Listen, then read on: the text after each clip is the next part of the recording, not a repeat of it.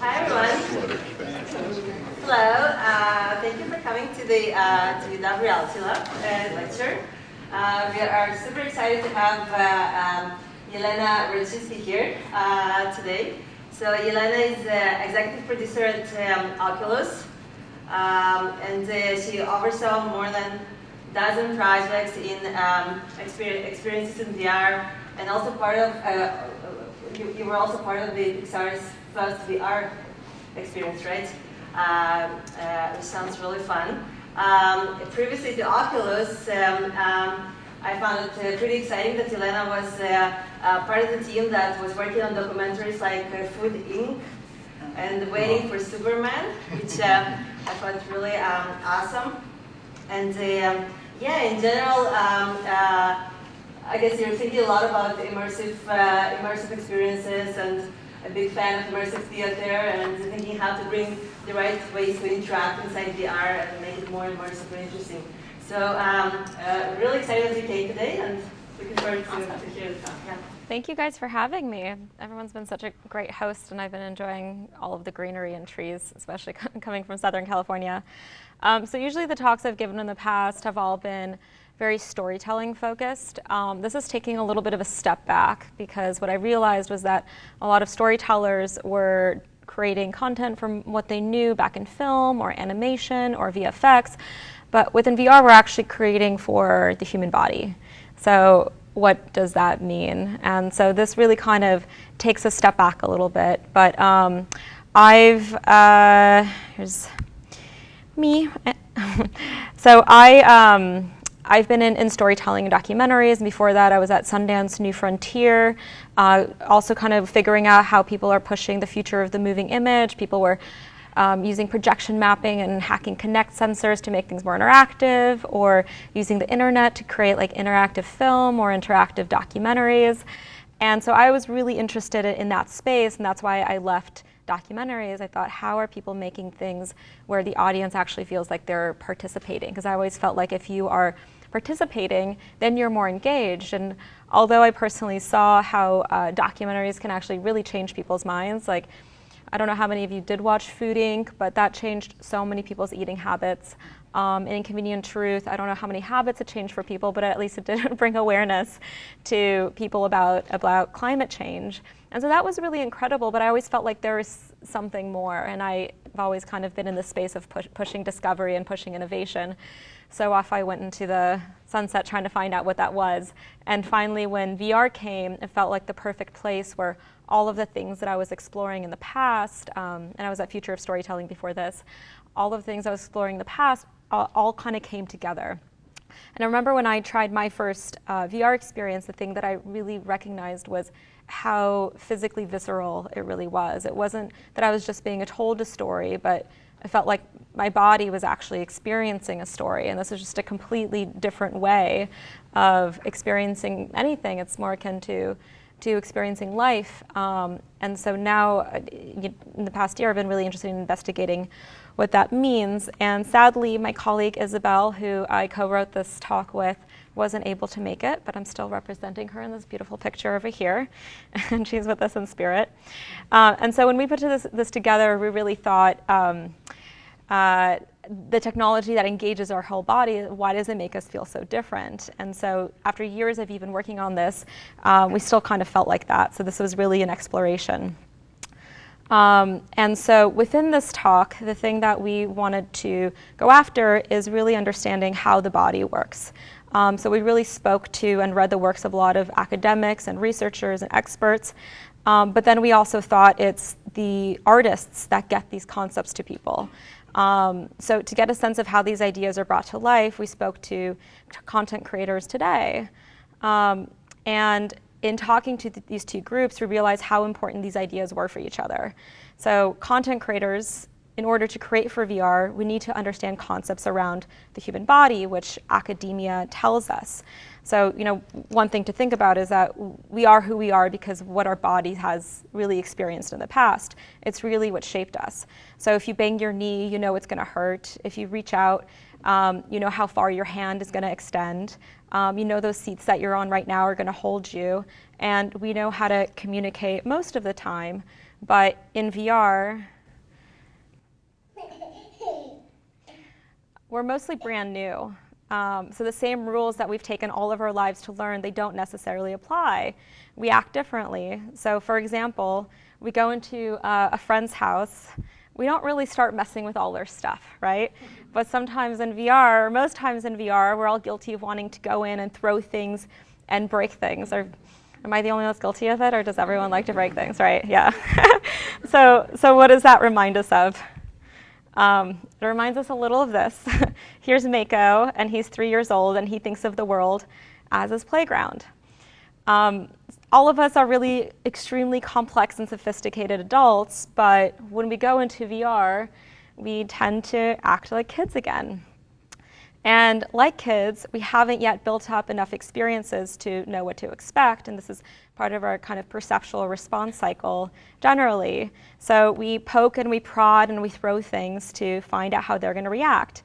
And once we find out, it'll become part of a new memory, and it'll determine what to expect in the future. And so this shapes how we act in the world. So let's try something out. What do you see when you look at this? You probably didn't see this, and I think you remember Jess Brillhart from one of her earlier talks when she came in. But when you see this again, you have no doubt what it is. So you created a new memory, and that's kind of what we're going through in VR right now, is we're relearning how to act and interact through how our perceptual response cycle works, but in a different way, because it's not life. I imagine many of us have heard of Maslow's hierarchy of needs, which states that in order to reach fulfillment, we first have to meet our basic needs. And so that starts with what our body needs, like food and sleep, and it builds up from there to things like creativity and spontaneity. And it really believes that you have to fulfill the first before you worry about the second. And we're all kind of starting with the basics, and after we have the basics, then that leads us to the really fulfilling stuff. So how does this apply to VR? And this is where we came up with our hierarchy of being in VR, where in VR you're also starting with the basics. So first you have to establish and connect with yourself. Then you have to understand the context of your environment. And only then can you get to the more fulfilling stuff, like connecting with others. So these are the building blocks that we feel are what makes you feel really virtually present. And I'm going to stick to this structure and use examples, like I mentioned before, that we learned from academia, and how that connects to a lot of the content that creators have made to help bring this hierarchy to life. Starting with the self, the most important part. So there's 3 places that I'm going to focus on when it comes to achieving our sense of self. And that includes body ownership, our connection to our avatars, and the behavioral effects of both and how that makes you feel. So in order to feel connected, we really need to feel like we have ownerships over the avatar body that we have. We need to understand in the context of who we are and why we're there. And we need to feel like our physical bodies are embodied in the virtual avatar. And I just want to make sure all of you guys have tried VR, have been in an avatar, is that right? Yes, great. So how do we sync our physical bodies to our virtual ones? I'm sure many of you have heard of the now classic rubber hand experiment. And within it, there was a researcher that placed a subject where they could only see a fake hand that was put in front of them. Their real hand was put to the side. So then the researcher started tickling the rubber hand and the real hand at the same time and the same speed. Then the researcher just started tickling the rubber hand, but the participant thought that the real hand was being tickled too. Then the researcher posed a threat to the rubber hand with the hammer. And what we found was that the subject jerked back in fear. But they only did that when they had the initial tickling in sync. So because of the synchrony of movement that the researcher did and they only had to do this for 2 minutes, the participant actually felt like that fake body was theirs. And there's a lot we can take from that in connecting that to how we experience VR. There was another research study also that I found to be really interesting that a Japanese researcher found in figuring out how much body do we actually need in VR to even feel like it's ours. So in Japan, a researcher tried this, which we found to be pretty interesting. A person saw their body, and they saw their full body, and they started taking away parts of the body until they just got to the minimal amount of body that the person still felt like that body was theirs. And they saw that body mirrored in front of them. And what they found was that the person only needed hands and feet, or in this case, socks, to actually feel like that body was theirs. So there's so much that our mind does in filling the gaps and feeling that connection of who we are.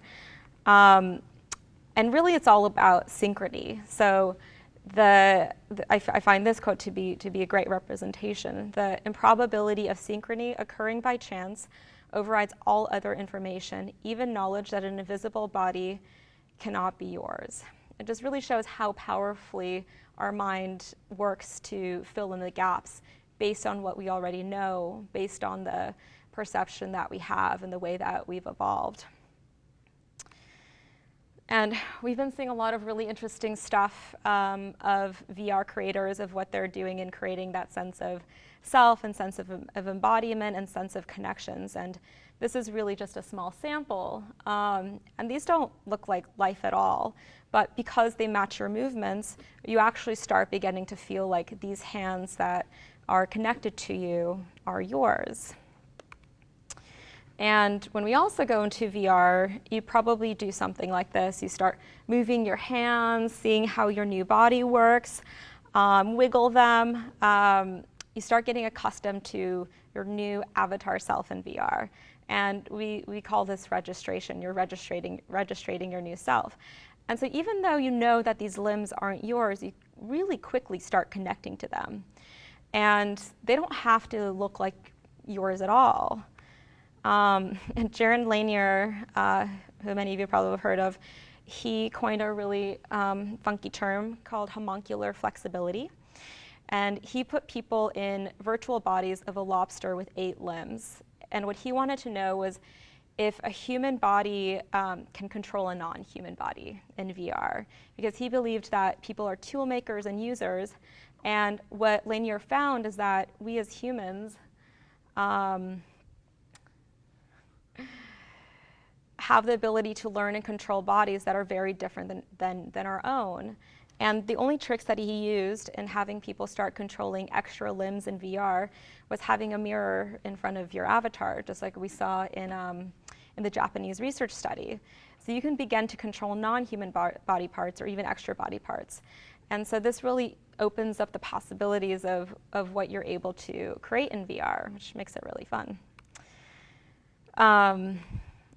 So this is a really fun project. It's from a team called Within, and it's a project called Life of Us, where 2 people experience evolution while they transform from an amoeba and go to a primate and all the way up to a future human and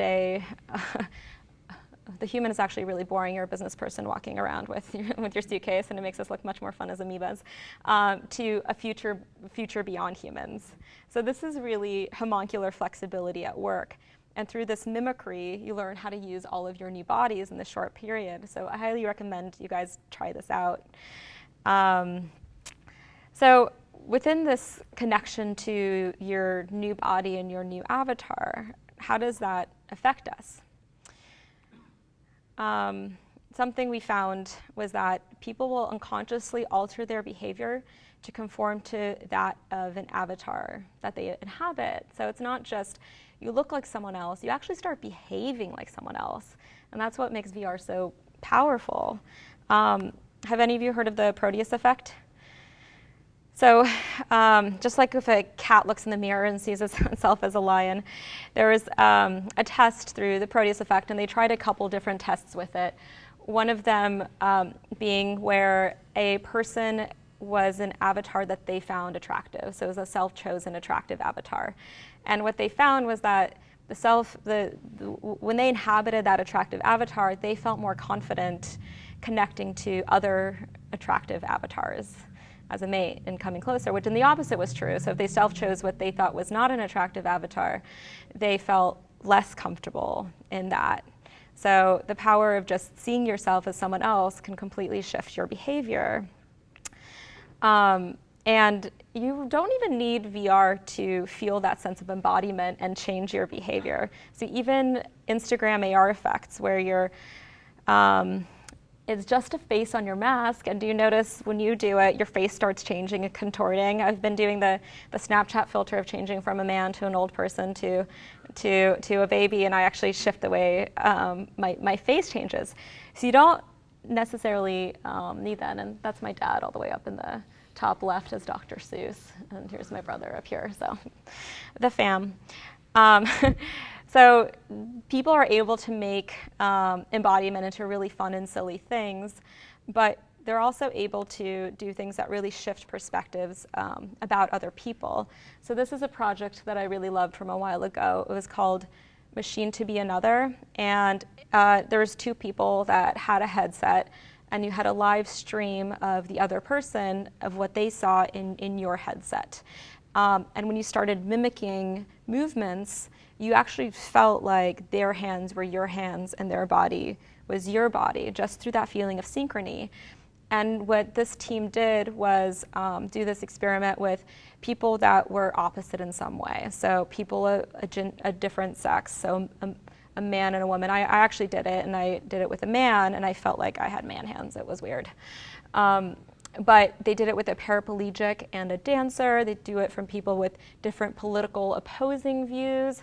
So this is an example of how you're able to use that sense of embodiment to actually create a shift and a bit of a change of what it feels like to be someone else, which I think is pretty powerful.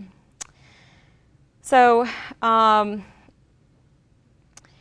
connecting with the self is foundational, and these are the 3 points that we just went over. And so the main point with that is really understanding the power of embodiment and understanding what the audience is going to be, or what the player is, whatever word you use for the audience in your VR experience, and knowing how you design that experience actually shifts the way that they start behaving and acting. And that was the foundational element of our hierarchy. So after you have that sense of self, you have to start thinking about the context, right? And the context is really our world and our environment. And that affects how we feel, and that again affects how we behave. It's the space around you that you construct. And within the environment, there's 3 parts that I'm going to go into. One is thinking about how the body fits into a space. Another one is the objects in space, because that also shifts how we behave. And again, to that theme of how all these things really shift our behavior in an experience, because VR is generally just for an audience and shifting the behavior. So in thinking about the body in space, it's important just to really even think about, like, what does it mean to have a body in space? We take it for granted on a daily basis. And space really creates the rules and context for how you feel and what you do. So it's important to look at the experts again. And VR just is such a convergence space. And so if you just get stuck into one kind of small group, you're never going to expand it to its full potential. So specifically, I find architects to be such a strong voice and have so much knowledge to teach us what how a space makes us feel. So for instance, when you're creating something that's really large scale, it can potentially give you this feeling of awe. And shifting color can affect your mood. So if you have yellow, it makes people more cheerful. It shifts your emotion. And texture and shape, it can create a feeling of comfort. And lighting especially, that darker lighting can be intimate and keep you constrained to a smaller space, while brighter light creates more optimism and emotions are more intense. There was a study that when subjects were in brighter light, they found that they were actually more positive. And even thinking about long ago, before we had these industrial structures, spaces always made us feel a certain way. So the hunters and gatherers of the Paleolithic age recognized that the enclosure of the cave was a place that was associated with safety and shelter, especially in contrast to the open space, which left them feeling really vulnerable. And similar to thinking about holy places like cathedrals, they're really constructed to evoke a specific feeling as well. So the stone walls, they have stone walls and a smooth glow. There's light that gathers at the top. The ceilings are always high and they affect scale. And it's really made to make you feel really small and know that you're in the presence of the sublime. You start understanding that this is a place that's meant for contemplation, just like you can do, which is important to transfer into VR. So in VR, there's the project that I don't know if any of you have watched. It's called Wolves in the Walls, and it's by a team called Fable. Our team is overseeing it, and it's based on a Neil Gaiman book, and you play Lucy's imaginary friend. And they were very deliberate in constructing this space to help Lucy. They took cues from theatrical techniques of lighting, like vignette and the spotlight, to really draw your attention, because in VR, drawing your attention is very difficult. So how they constructed is the sets were dark until they were theatrically revealed, but they were only revealed once you get introduced to the character and once you have a chance to bond with the character. So the set itself, in a sense, was also its own emotional character. And they took a lot of cues from and inspiration from Bruce Bloch, where they felt like the color, the shape, and the pacing and scale really informed the emotional impact of each environment and character. Jessica, who's the creative director, said that the emotional state determines the shape, scale, and configuration of the space. So in VR, you can place anyone anywhere. You're able to create what you want the body to do in the space that you make. So from these concepts like architecture, set design, immersive theater, taking cues from them are incredibly helpful because they're rooted in something familiar. And there's already an expectation with a lot of this that's rooted in the real world, which is important to have that sense of familiarity in VR, and it also has some sort of predetermined behaviors. So if you guys are creating VR experiences, you can rely on cues from the real world, but there's also creators that are doing really funky stuff and creating completely new spaces that wouldn't exist in the real world. So this is a creation by Tyler Hurd. It's a project called Old Friend. And he really goes for that element of surprise of creating a completely new type of world. And you can recognize these concepts of color and brightness, but he also uses scale to evoke a specific feeling. And a lot of times when I work with creators, I ask them, first, what's the feeling that you want to go for, and start building from there. So when you ask Tyler what he wants to feel, what he wants his audience to feel, he uses the term dumb joy. So when you look at this, you can't help but feel happy, light, and you want to dance. And your identity is already established by the avatar, but the environment that he was able to put together, it sets the rules of the behavior that you would have in VR. You get that this is a fun, positive space by the colors. So once you have the environment established for the VR creation, the world you want to build, it's really those objects around in the world that helps connect us with that space. And that stuff in our virtual world, the stuff that we're holding, there's our way to physically interact with that setting. And in a sense, in VR, objects become an extension of ourselves. I don't know how many of you have been playing Beat Saber, but you really feel like that becomes an extension of yourself. And when you're given hands in VR, and this is again from Wolves in the Walls, it changes us from being a passive observer to an active participant. And it really starts allowing us to interact with the world. And that interaction, again, often comes in that form of objects. But objects are difficult in VR. It's not the same as how our hands work yet. So our teams at Facebook Reality Labs have been doing a lot of work in figuring out what makes us actually believe we're connecting with the specific objects that we're holding. And so they talk about object believability, which they say that the less disconnect there is between real life and VR, the more our brains are actually going to believe that it's real.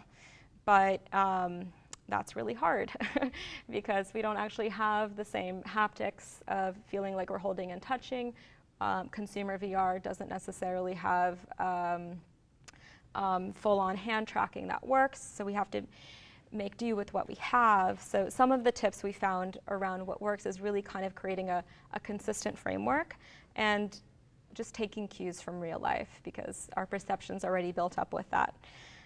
So here's an example of a few projects that I'm going to get into in a second of how creators are trying to approach this.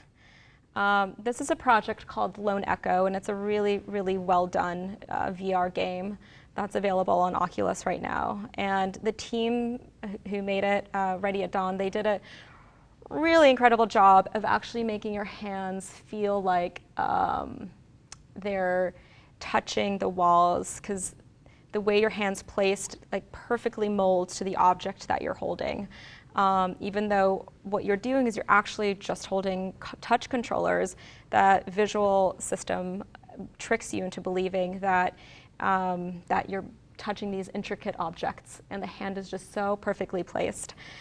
And it's really, really effective of how your brain tricks you through just that visual system. But this is really, really hard to do, to get your hands to fold around objects in the perfect, specific way. So if you don't have millions and millions of dollars to create a game like that, we also found that this was pretty effective too. And this is from an indie developer and a project called Torn. So this is a different approach. It's a game, an experience that is fully based on objects, but it would have taken them too much time and too much money to be able to do that. So what actually happens is when you pick up the object, your hand disappears. But this connects to what we were talking about earlier about that synchrony of movement. Because you're seeing the object move in that same way that your hand's moving, your brain actually tricks you into believing that, that you're actually picking up that object. And what we found also is that people really, really love simple interactions, and the object believability threshold is much lower. So this is a project called Job Simulator, and funnily enough, people love to pretend that they have a job in VR because it's a very popular project. But as you can see, the hands are super cartoony, and the buttons are really, really big. So it feels like if your hands were really that big and you're pressing those buttons, that's exactly what it would feel like. So those simple interactions really, really work. So if you can't get that intricacy of getting everything specifically right, having these kind of cartoony, larger sized approaches makes people believe that they're actually pressing it, and it feels incredibly rewarding when you're in it, pressing big buttons in VR. Very rewarding. Who knew? So once you have that sense of object believability, it's important to remember kind of the responsibility as developing VR experiences of how that actually changes the way people behave very quickly. So if you're in VR and you pick up a butterfly, just feel very, very gentle. If you pick up a gun, you're going to want to shoot it, and it changes your behavior and makes you slightly more aggressive, or a musical instrument. So very quickly, that object that you put in someone's hand is going to completely shift the way that they act and that they behave, which is pretty incredible. So we started with how the space can affect the feeling and your disposition, and how objects within that space can affect and change how you act depending on what they do and what they were meant for. So again, pushing forward our shifts in behavior. And coming back to architecture, this was a great quote from Winston Churchill. It was, we make our buildings and afterwards they make us. They regulate the course of our lives. So whether you're thinking of buildings that are made like the cathedral, or spaces that carry meaning, like the cave that provides safety, the spaces and structures, they really make us. and they determine our behaviors.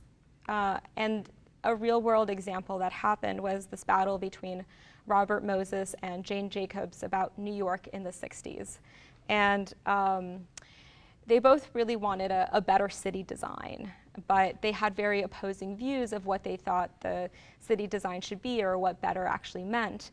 And so for Moses, he really wanted something that was functional. He wanted a plan for density. So he wanted to put an expressway in Washington Square Park. And Jane Jacobs really thought that a city should be created for people's well-being.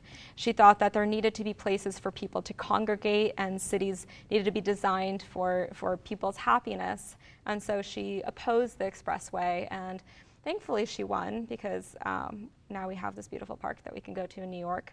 And this is similar in thinking about how VR should be created. It needs to have the ability to function, but it also needs to have places for people to come together. This is an example of a project called Orbis, and it's built around a village where people gather, and they created, let's see if it's working, no, should be a video. Yeah. And yeah. So it's built around so there are quest lines in the environment that were designed so that people would naturally start running into each other as they were out doing things in the world. So the team that created it really thought about serendipity, and what their hope was that as you passed by other people in VR, your natural inclination would be to stop and help them with what they were doing. So they really pushed their city design in order to create a sense of mentorship and friendship in the app. So the decisions like this on how you build the world and where you place the self can really affect how people behave. And the space really kind of sets up those ground rules, as I mentioned. So we talked about the self and our self in relationship to space and objects. And once we have that established, then we can start figuring out how do we connect to other people in VR. So in this section, we're going to focus on how people communicate with each other, how you guide people to help them to connect, and how these influence the way people behave towards one another. So it's really easy to take for granted the nuances of everyday communication. And it's also important to take into account all the different ways that we communicate with each other. And there's very little face-to-face contact these days. We infer really big meanings from simple things. I know I use a lot of GIFs and emojis to communicate my meanings, and that's even becoming more global now of just using images. So as we know, communication isn't really just one thing, and all these factors and more, they really help us understand. And actually what's more important within VR is misunderstand each other. And I'm sure most of us have been in a situation where what you said or the way you acted was misinterpreted. And was it because you misread someone's body language or you didn't understand a cultural connotation? Those misunderstandings are incredibly easy to have. And with VR, because this is something we're just building new, recreating every aspect of communication is incredibly, incredibly difficult, especially when it comes to reading facial expressions. And this is something humans are wired to do, whether you know it or not. Just the minutia and the micro expressions that we have in our faces are something that we read often more times than the words that are coming out in people's mouths. And I think Yasser was here not too long ago, and his team is working on codec avatars. So we're starting to get to this place with realism in avatar representation, which is really exciting, and these nuances in facial tracking. So as you can see, it's really hard to tell which one's the avatar and which one is the capture of the real person. But right now, it's taking a huge system that has to capture you and a lot of machine learning. So we're getting there. We'll eventually get there, but we're not there yet for creating content for consumers, which is what I'm focused on right now. And this is where I see the role of artists taking place, is that we take what we know and what we have to really create these meaningful and emotional connections that we can still have in VR. So there's a game called Journey, and it was a beautiful atmospheric PS3 game that takes you on an adventure. And you travel a vast world. You serendipitously meet other players along the way. Genova Chand, who created it, he said that they wanted the avatar reflect the player's true nature. And therefore, it should not have any personality or any feature that misleads other players' perceptions. And they also took the same minimalist approach to communication. Journey only had one way to communicate with other people, and that was through singing. So you can control how long and how quickly you sing. And although it's the only way to communicate, players who don't know each other found ways to help each other through different worlds and collaboratively play together just through that simple form of communication they were able to have in VR. And it's a game that people have connected with even years later and remember how emotional that experience was. And really, your character was incredibly abstract and you had one mode of communication. So thinking about how we infer these huge meanings just from these simple moments of communication is really important to remember in VR, especially as everyone's trying to get to the space of realism, which is super important, but also understanding how powerful something can be through minimalism. So here's another example. In VR, this creator, Max Weisel, he takes a similar approach through a project called Normal Chat. And this is, I'm working with him on a project as well, which takes the same avatar. And this is Wanda, and she's super cute, and you fall in love with her.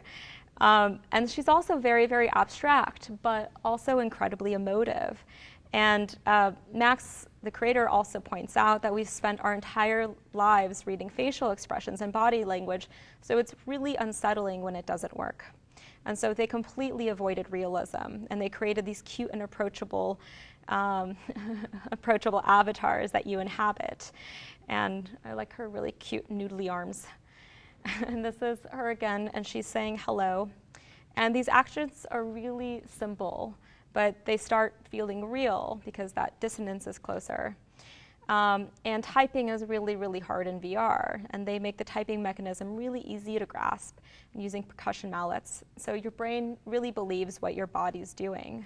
And written communication VR can really feel cold, but Normal Chat found a way to make it work and still be emotive. And we can also take inspiration around gestures from VR from Polyarch in a game called Moss. A little companion named Quill takes you through her world, and she helps you solve puzzles.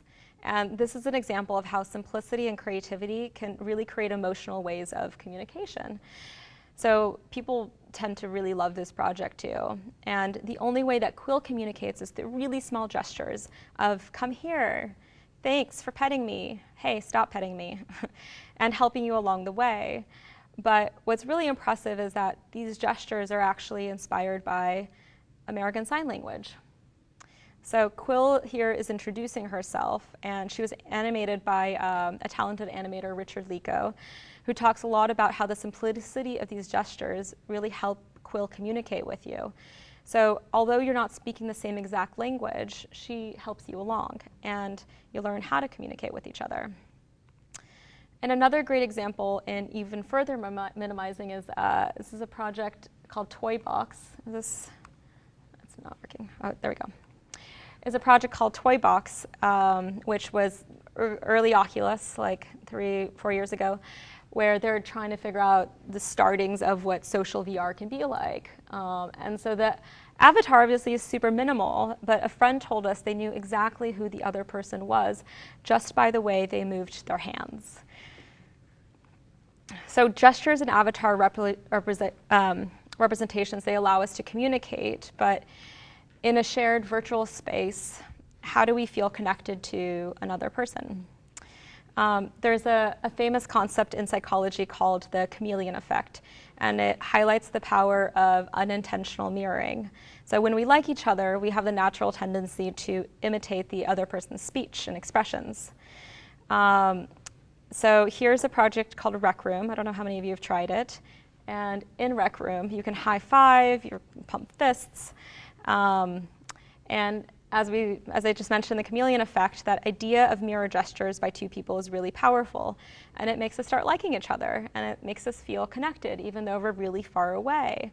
So in Rec Room, when I hold up my hand, and if I'm playing with you and you're in a completely different space somewhere else, we see sparks fly and our controllers vibrate.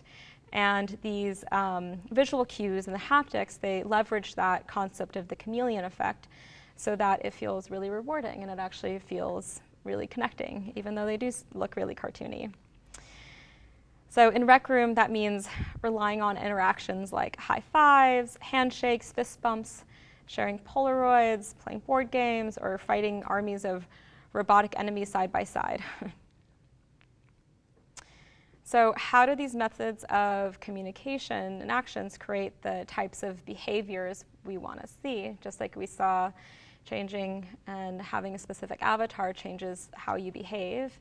The space around you changes how you behave, and the objects you have in your hands change the way you behave. So how does connection with people change the way you behave? Because really, in my belief, in order for VR to succeed, we have to design for positive behavior because we want it to feel like a safe, comfortable space for everyone to be in. So I showed you Orbis. The creator said that the more you encourage people to work together, the more they'll come back and keep playing to help each other out.